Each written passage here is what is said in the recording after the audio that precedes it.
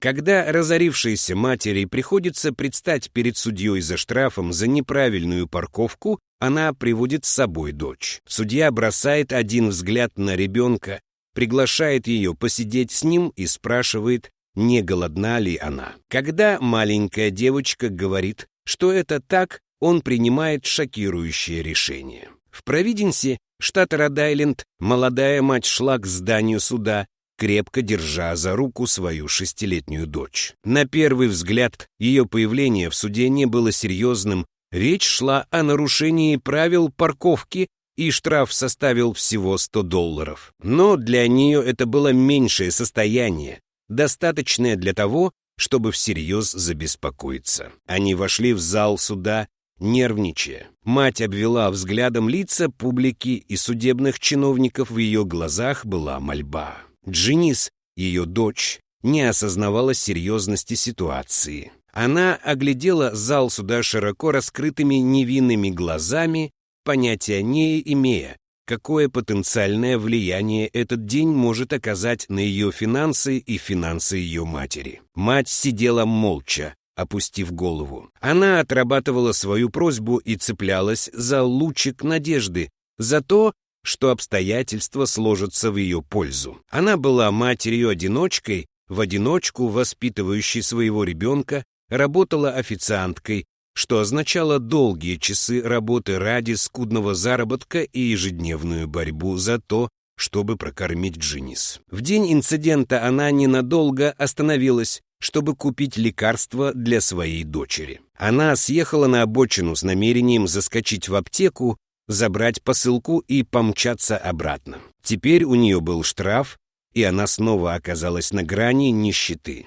Судья Фрэнк Каприа вошел в зал суда и занял свое место. Он сразу заметил молодую мать и дочь. Судья Каприа улыбнулся маленькой девочке, он любил детей в зале суда, они всегда скрашивали мрачную атмосферу. Когда было объявлено о начале рассмотрения ее дела, мать выступила вперед. Она говорила ровным голосом, но в ее голосе безошибочно угадывалось напряжение. Она объяснила обстоятельства, приведшие к нарушению правил парковки, так прозрачно и честно, как только могла. «Ваша честь, это была ошибка», — сказала она. Она рассказала о событиях дня и о том, как срочно нужно было принимать лекарства для Дженис. Она только что закончила свою смену на первой из 3 ежедневных работ, и у нее было всего несколько минут, чтобы многое сделать. Мать тщательно подбирала слова, она не хотела слишком подробно рассказывать о своих финансовых трудностях в присутствии дочери,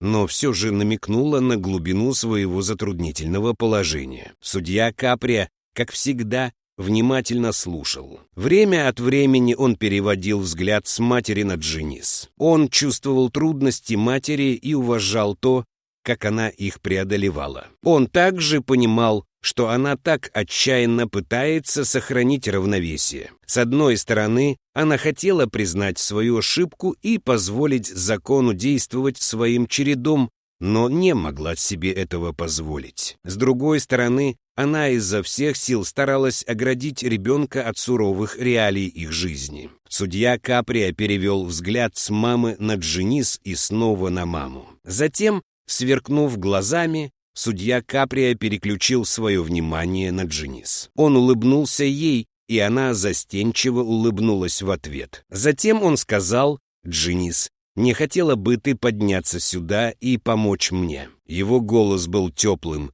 как у дедушки. В зале суда царила обычная рутина судебных разбирательств, всегда напряженных, а иногда и скучных. Этот шаг председательствующего судьи застал всех врасплох. Дженис колебалась, но ей было любопытно. Она посмотрела на маму, ожидая одобрения, получила кивок и направилась к скамье подсудимых. Судья Каприа предложил ей встать на маленький табурет, чтобы он мог смотреть ей в глаза. Как только девочка устроилась, он повернулся к ней и спросил: «Ну, как прошел твой день, Дженис?» Его мягкий голос располагал девочку довериться ему. Она слегка улыбнулась и сказала: «Все в порядке». Затем он сказал ей: что у ее мамы возникла небольшая проблема со штрафом за неправильную парковку. Он объяснил ей обстоятельства в понятных для нее терминах, без юридического жаргона и ничего такого, чего не смог бы понять 6-летний ребенок. Когда все взгляды в зале суда были прикованы к маленькой девочке, он сказал, что она должна помочь ему принять решение. Во-первых, он сказал ей, что они могли бы заставить ее маму заплатить полный штраф. Во-вторых, она могла бы заплатить только часть штрафа. Или, если у нее были какие-то идеи, он сказал Дженис, что они могли бы сделать что-то еще. Обычные формальности в зале суда были соблюдены, и теперь все наблюдали за общением судьи Каприа с девушкой. Дженис нахмурила свой маленький лобик, тяжесть всего решения легла на ее юные плечи, и она, казалось, осознавала это. После долгих раздумий она обратилась к судье Каприа и сказала ему, что, по ее мнению, ее мама должна заплатить всего $50. Когда Дженис заговорила, ее голос звучал ясно и уверенно. Она приняла справедливое и продуманное решение, и оно произвело впечатление на судью Каприа. По залу суда прокатился взрыв смеха, все с уважением кивнули в ответ на справедливое суждение молодой девушки. Было легко увидеть глубину ее взглядов на справедливость и ответственность. Прежде всего, общение судьи с Дженис нарушило напряженную атмосферу. Судья Каприа улыбнулся одними глазами, он серьезно кивнул и принял решение Дженис, поблагодарив ее за ту роль, которую она сыграла в сегодняшнем судебном разбирательстве. Он сказал ей, что, по его мнению, она такая же красавица, каким был бы и он сам, и она просияла от этого комплимента. Но потом в его глазах появился огонек. Судья Каприа все еще прекрасно осознавал затруднительное положение матери и, будучи человеком, которым он был, хотел помочь. Он хотел облегчить ее бремя и в то же время показать Дженис, что закон нужно уважать, а не бояться. Поэтому он наклонился вперед и сделал то,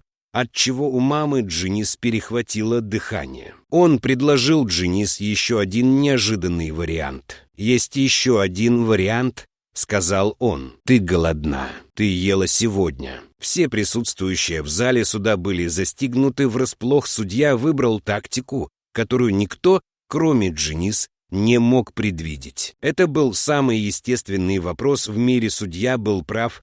Она была голодна, и нет, она еще не ела. Она так и сказала судье Каприа. «Хорошо», — сказал судья. «Что, если я скажу вам, что полностью отменю штраф, если ваша мама возьмет на себя одно единственное обязательство?» Дженис не совсем поняла, что происходит, но ее мама вздохнула с облегчением. Затем Дженис спросила судью, что это за обязательство. С доброй, ласковой улыбкой он сказал ей, что если мама пообещает сводить ее куда-нибудь позавтракать, штраф будет аннулирован. Предложение на некоторое время повисло в воздухе. Дженис снова нахмурилась, она посмотрела на свою маму, а затем снова на судью Каприа. Затем она медленно кивнула и сказала «Хорошо». К этому времени люди в зале суда уже не знали, смеяться им или плакать. Все были в восторге от предложения судьи Каприа и в то же время поражены тем,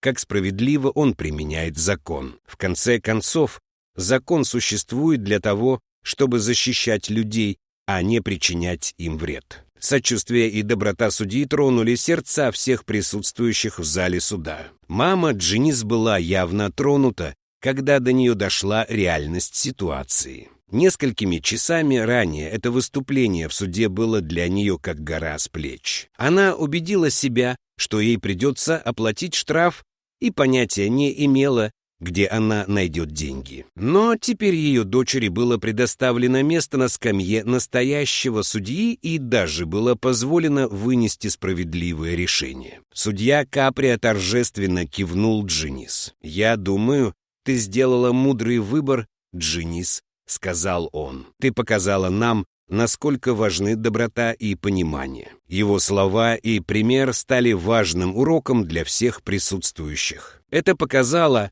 что в том, какое место сострадание занимает в системе правосудия, есть что-то глубоко нравственное. Когда суд объявил перерыв, Дженис и ее мама вышли, держась за руки. Они не просто оставили позади судебный спор, они получили важный жизненный урок. Простой акт судейской доброты изменил их отношение к правоохранительным органам, и в процессе судья Каприо приобрел двух влиятельных сторонников своего взгляда на закон. Иногда дух закона важнее, чем буква закона. Какая замечательная история. Как вы думаете, это было справедливое решение? Вы когда-нибудь были в зале суда, где судья проявлял бы такое неожиданное сострадание?